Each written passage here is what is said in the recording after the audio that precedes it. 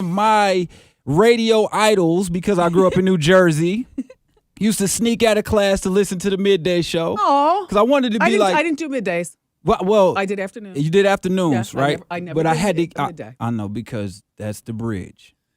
The bridge, okay? I started overnight. That's all I'm saying. Right. She just shaded me low key. It's fine. No, I'm just, Radio 101. I don't want the people listening to feel like, I did middays. Right. You know why I felt like it was middays? Because I had to leave out of school early to start to listen to you, because I know you were going to tease what you're talking about. Yep. And I wanted to be able to go back into the cafeteria and be like, she's about to talk about this, or have some in the know. Yeah, so you're talking about when I did the afternoon shift from 2 to 6. Right. And I loved it so much that I asked my bosses for a 5th hour, but on my own terms. I don't want to play music unless it's music that I want to play. And I play like Sylvester and stuff. Just totally, but I keep the microphone open, and I called that the bonus hour. And didn't even ask them to break the contract so we can start anew, because I'm doing this without. Like, I love radio, and I love, doing TV. Right. Man, you've done so much. When you first started at Hot 103, did you feel like, okay, this is just a stepping stone, I'm going to be on TV one day? No. I thought overnights was just a stepping stone, and I'll be doing mornings one day, and I will not be a side chick. I'm going to be the main girl, right? And then decorate people around me, because the thing is that if you study radio, and you do, of course, Reese, but women in the morning are always sitting next to some man. Right, the second chair.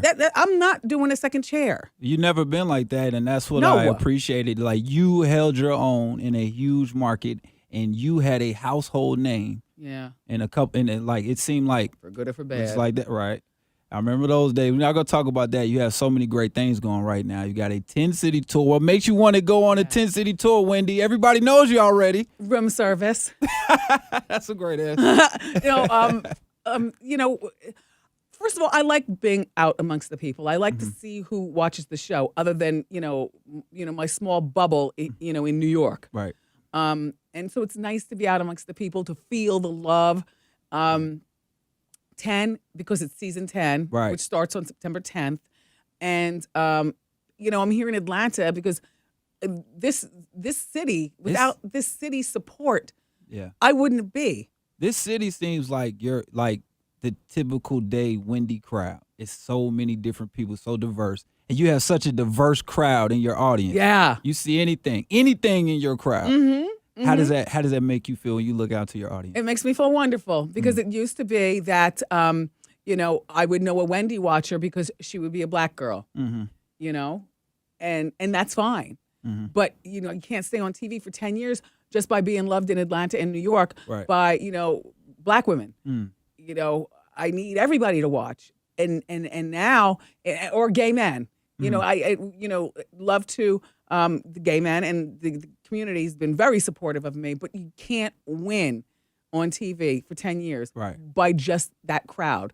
That woman in Nebraska's got to fall in love with me, and she might not even know anybody who looks like me. Right. And that's what I was going to say. You're in so many different markets. How do you connect with the person in Idaho? How do you connect with that person in nowhere, Utah? Laughter. Right. Laughter is contagious, and, I pick, my Hot Topics Bureau, we pick stories. Look, they present to me about 15 stories a morning. And out of those 15 stories, I choose 8 of them that I really want to do. Right. And I might bring a story to the table to say, well, investigate this one, but they won't have time because we're a live show. So they'll say, all right, Wendy, can we save this? We'll do it tomorrow. Right. But you know what? There's certain things that resonate with everybody, Reese, and laughter is definitely one of them. I can see. And I can't be anybody but myself. So if the lady in Idaho and her husband, who now watch the show every day with coffee, but back in the day, it was like, well, what is going on? Where is my usual daytime TV? Sensible conversation about meaningful things? Right. And who is this? And then she watches. And she watches. Next thing you know, her husband passes through the room. What are you watching? Yeah. I'm watching Wendy. And then he might sit down. And then he's watching. Then you got him. Yeah. For 10 seasons. And generations of people. Like, one of my favorite things is that when people make a planned trip to come to New York to see me, and they do that. Yeah. But you bring your grandmother and then the mom and then the daughter who just turned 18, because, you have to be 18 to sit in the audience. But the kids tell me that they can't wait for their birthday so they can finally come to the show. How does that make you feel being a mother to a teenage son?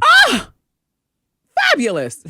We just dropped our son off at school. My husband and I, we came right from dropping him off to Atlanta. Oh, really? Yeah. Okay. All right. And he's away, and I'm happy for him. I don't feel like the poor empty nesting mom. I haven't talked to him once on the phone since he's left. You know why? I'm not going to intrude on his time. You prepared him for that, though. Yes. Well, kids have to learn to be left. And that when they come home, like, I'm not going to change his room into a sewing room. Mm-hmm. He hasn't even made those kind of requests. But his room is not going to be a sewing room. Right. And me and his father will be there when he comes home. Mm-hmm. And we support him. We have, I hate to say a cool relationship, but we have a cool relationship within the confines and respect of parents. You know what? It seems like the way, and obviously nobody knows the intricacies of your parenting, right? But we can tell that you're genuine. You're very open, even with your app and everything. You have the part where you can see what you're doing at any time, almost during the day. It seems like you probably carry that over into your personal life, which makes sense. And what I you're do, saying. but it's also gotten in the way. Being on television as yourself and not an actress. See, because I'm myself. I'm not acting a role. Right. Being on TV for 10 years is a gift and a curse. My son, he's 17 now. He'll be 18, as a matter of fact, Saturday. Oh, wow. Congratulations and happy birthday. Thank you. I'm getting him nothing. Police, believe me, we left him in fine style at college. Okay, then. The boy will be just fine. That's a happy birthday present for you then. Exactly. No debt. But it's a gift and a curse. I sit on TV and I run my mouth and, but then I have to go to the PTA meeting and people are, the other moms are looking like they like it. Right. But it doesn't necessarily jive with the kids. Because you can either be real popular because your mom is Wendy or be socially awkward or somewhere in between because your mom is Wendy and you don't know who your friends are coming from. I got you. So I want him to fly.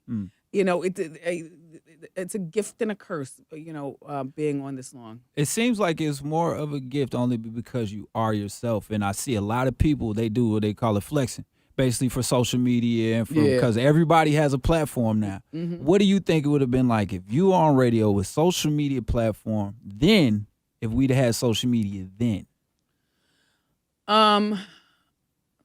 Well, terrestrial radio seems to have fallen by the wayside, and I miss it. Mm-hmm. Like, I like terrestrial radio, but there's more music than conversation. Yeah, which pisses me off. I like talk. I want to hear a conversation. Me too, especially when it's somebody with something to say, like yourself. Like, you have so many years in the game, you have constantly reinvented yourself to fit the mold. Best-selling New York Times author. All right, multiple books. You're in movies. You're on TV. Former radio personality, Radio Hall of Fame, self-proclaimed hyena whisperer, right? Mom, everything is there for the taking, really. Yeah. So I just wanted to say I appreciate what you bring, and also thank you for your foundation work now, because that's like the platform I stand on here. The Hunter Foundation. Did we already talk about this? Or my mind is scattering because we're talking about it now. I know you're on a press run, so yeah. Depressing. You've got the blinds pulled. Am I depressing? I hope I'm not depressing. You've got on a shirt and tie. Let me take the tie off. Like, why are you so stuffy? I wear a tie once a week. All right. Why'd you have to wear it on Wendy Day? The next time I'm wearing a wife beater, Wendy. We're just gonna talk. All right, that's what I'm gonna do next time. All right. Excuse me. I don't believe we're allowed to say that anymore, sir. We're not. Everything is so okay. So how does that affect you? I do a lot of that. Because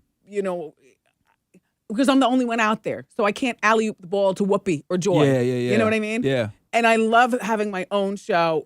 Just me. But in times like this, I have to be very thoughtful in what I say, how I present my stories. Hot Topics Bureau does a great job of, gathering the stories and all of the information. But, in the prompter, there's only bullet points for what story's next. Right. It's all my It's all opinion you, in yeah. between. Mm-hmm. And I'm not there to hurt people's feelings. I'm not there to blow up people's spots. Mm-hmm. I simply do what I do because the celebrity material is just too ridiculous. Right. I mean, if you didn't give me they material, give you a lot to Yeah. work, and then you got to watch yourself when you do. I hate that you're on a leash. I hate that everybody's on a leash now. Yeah, you got to watch everything that you say. There's certain. I mean, when you sit down on the floor and you cross your legs, it's called what? Indian style. But you can't say Indian style. Reset it. Ooh. Ooh. Right now, who you with? Reese. Who you with? Right now, who you with?